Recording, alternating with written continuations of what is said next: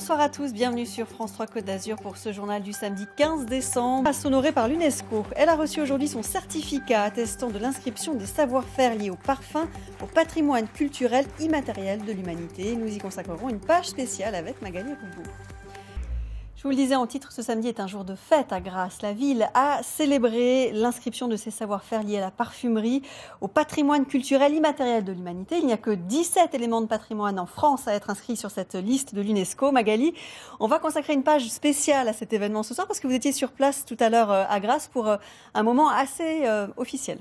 Oui, officiel, traditionnel, parce que figurez-vous quand même que c'est le résultat de 10 ans de travail. Jacqueline, imaginez-vous, 10 ans de travail intensif pour faire reconnaître ce savoir-faire. Et donc ce matin à Grasse, il y avait effectivement une certaine euphorie lorsque on a remis symboliquement ce certificat, le certificat donc qui vient récompenser ce savoir-faire grassois. C'est l'ambassadeur de France auprès de l'UNESCO, Laurent Stefanini, qui l'a remis à toute l'équipe. Donc il y avait bien sûr il y avait Jérôme Viau, le maire, qui était sur place, et le président de la mission, Jean-Pierre Leleu, qui a été ovationné au son de Cupo Santo, la fameuse chanson, et puis bien évidemment qui nous a fait part de son émotion dans votre journal à midi. À Grasse, aujourd'hui, c'est une grande fête. Nous célébrons ensemble cette inscription au patrimoine culturel immatériel de l'humanité d'un héritage dont nous sommes les dépositaires depuis plusieurs siècles, des savoir-faire liés au parfum en Pays de Grasse. Et ici, aujourd'hui, c'est l'enthousiasme, c'est aussi la fierté et c'est un hommage que l'on rend aux générations qui nous ont précédés et qui ont fait de Grasse et du Pays de Grasse ce qu'ils sont aujourd'hui. Magali, il y avait d'autres personnalités pour l'événement, notamment un né parmi les nés, c'est François Demachy. Oui, Jacqueline, parce qu'il y a en fait 3 savoir-faire qui ont été récompensés. Il y a d'abord la culture de la plante à parfum, la transformation de ses matières premières et puis bien évidemment l'art de composer. Mais François Demachy, lui, il trouve tout à fait logique que ce soit l'ensemble de ces savoirs qui soient récompensés. Il sait de quoi il parle puisqu'il a travaillé quand même pour Chanel, LVMH et notamment Dior. Et on l'écoute nous commenter cette récompense. C'est vrai que cette reconnaissance internationale est j'allais dire, c'est presque une évidence pour moi. Alors c'est facile de le dire après, bien sûr, mais pour moi c'était évident. La preuve, c'est que durant une grande partie de ma carrière, j'ai essayé de mettre les produits grassois à l'honneur, à la fois dans les sociétés, dans la maison où je travaillais avant et dans la maison où je travaille actuellement, quoi. On a parlé de reconnaissance d'un savoir-faire ancestral. Qu'est-ce qu'il y en est de la transmission pour les jeunes ? Bien, François Demachy, par exemple, il a fait ses études à Grasse. Il est né à Cannes. À l'époque, ce sont les usines qui formaient leurs futurs collaborateurs. Eh bien, aujourd'hui, l'université Côte d'Azur à Nice, elle est présente pour cette offre de formation. Elle vient d'ouvrir un master international. Puisque le savoir-faire est reconnu à l'international, il va falloir le partager à l'international. Nous, on a été en cours dans ce master, donc 4e et 5e année d'études. Can you feel something? Ici, l'industrie du parfum s'étudie en anglais.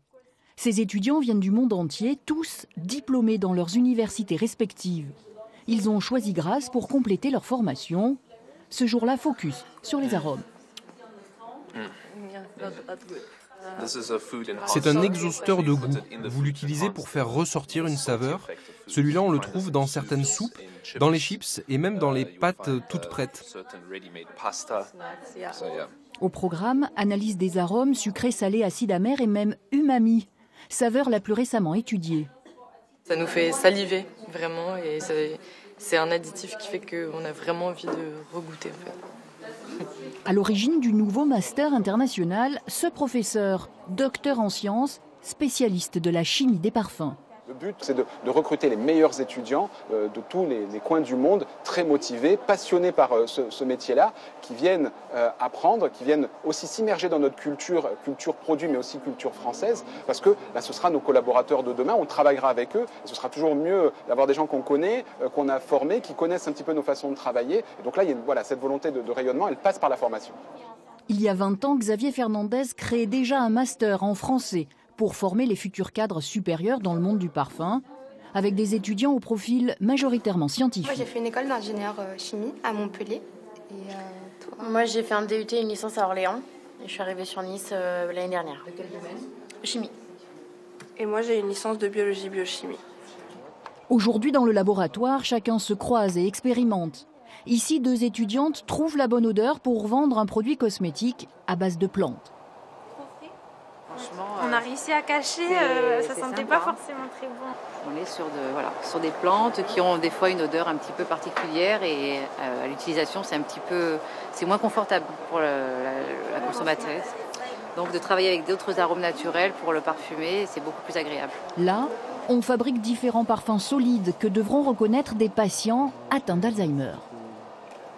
Donc après, on mettra ça dans des petits coffrets comme ça, pour que les patients puissent sentir et qu'on puisse détecter le niveau de la maladie. Et il y a beaucoup de métiers passionnants, fascinants, que malheureusement nos jeunes ne connaissent pas, puisque c'est vrai que la personne qu'on connaît, c'est le parfumeur, c'est lui qui est médiatisé. Et donc nous, on veut former à tous les métiers périphériques, et c'est notre objectif principal.